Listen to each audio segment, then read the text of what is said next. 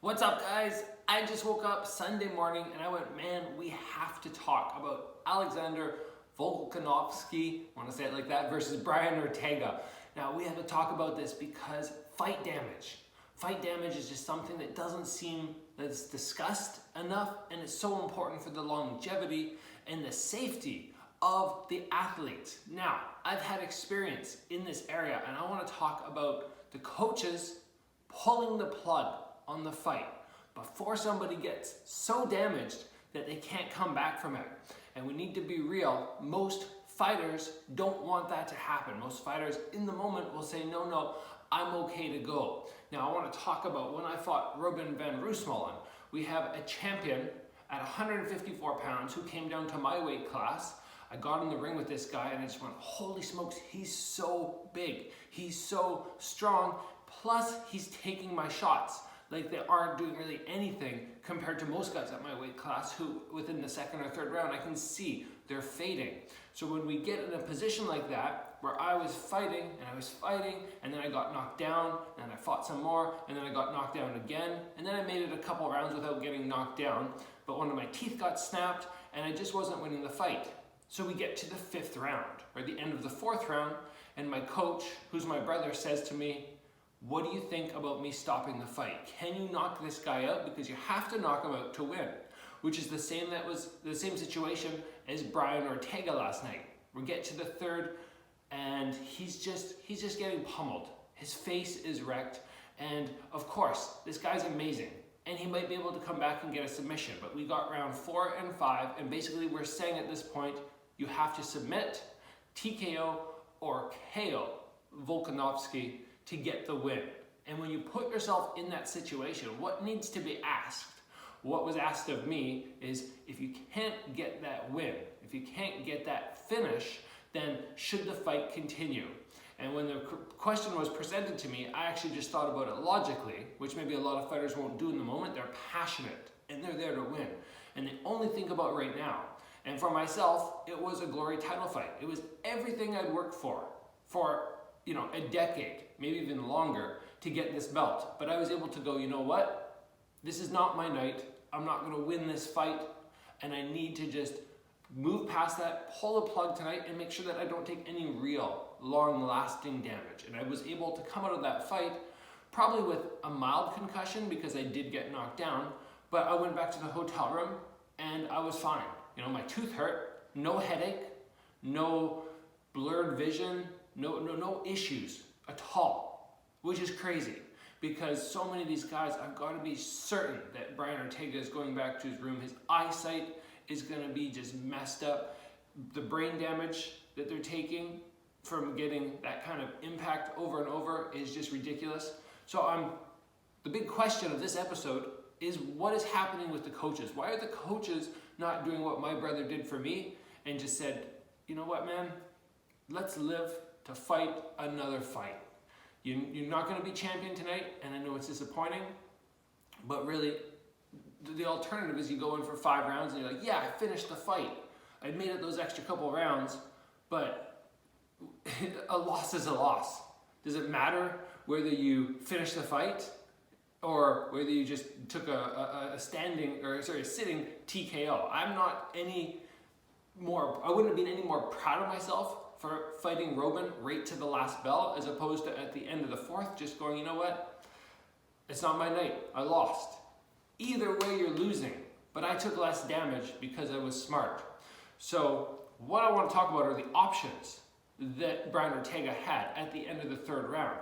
I'm watching the fight, I'm going, I just don't see him finishing this fight. I don't see it going well for him. So option number 1, you fight it out. You go all the way to the final bell, you make it like he did, and he gets to stand up proud and say, you know what, I didn't win the belt, but I fought my heart out. To me, that's, it's exciting, it's great for the fans, it's great for UFC. It's not good for him. It's no better than him taking a knee at the end of the third round and just going, you know what, it's just not my night. So to me, him fighting to the end is not a good thing. Coaches could have done better, UFC could have done better, the doctor, somebody could have just been like, you know what, it's not your night. Obviously, the scenario number 2, which is the one that they're hoping for, is he rallies and he gets the KO. And of course, it's a possibility. It always is in fight sports. Or he gets the submission. Like, he got very close to pulling off some lovely submissions.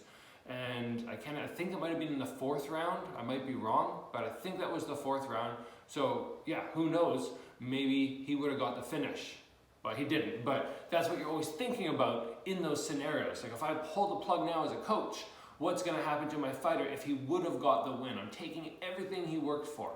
But now, scenario number 3 is they send their fighter back in, he gets smashed, he has long-lasting damage, and now the rest of his career, maybe he rallies. I think it said he was 30 years old. So he rallies, he comes back, he gets a couple wins, he improves on whatever, stopping him from becoming champion. I think he's had 2 title shots so far, which he has not won.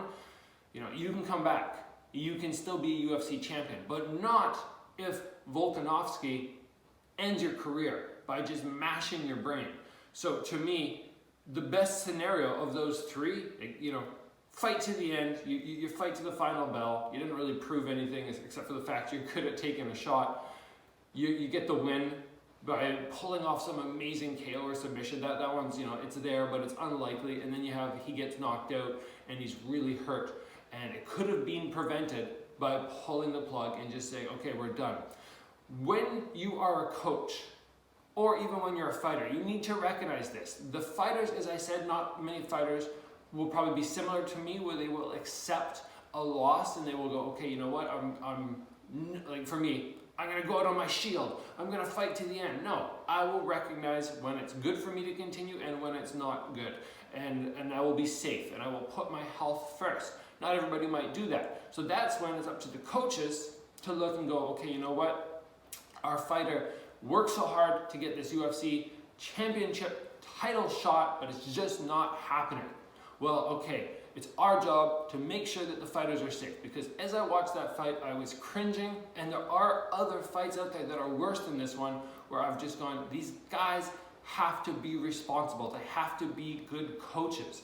And it sort of saddens me that we don't see that. Now, maybe my brother just had more love invested in me, or maybe he, in my opinion, is a better cornerman, keeping me safe. But I would always side with what my brother did for me, and he didn't tell me, he just asked me, and he said, I think this is what we need to do, what do you want to do?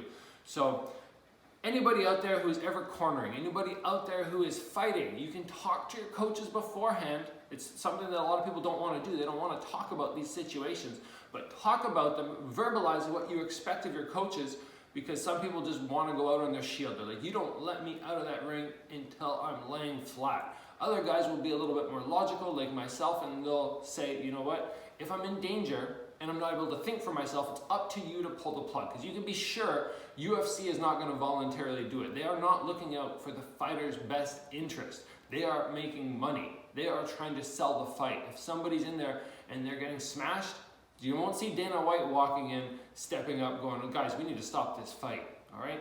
This is on the cornerman to keep their fighters safe. So those are my thoughts. I'd be very interested in hearing your guys' thoughts on the whole situation. If you watched the fight last night, do you think they should have fought to the final bell, or do you think that it was a good decision by the corners to allow Brian Ortega to fight right to that final second? And he had his moments, that's for sure. But I will be very interested to hear, to hear what you guys think of this whole scenario. So, guys, thank you for joining me today for this one-shot impromptu episode that I just had to talk about, because fighter safety to me is paramount. It's so important. As always, guys, train hard. I'll see you back here soon for another video.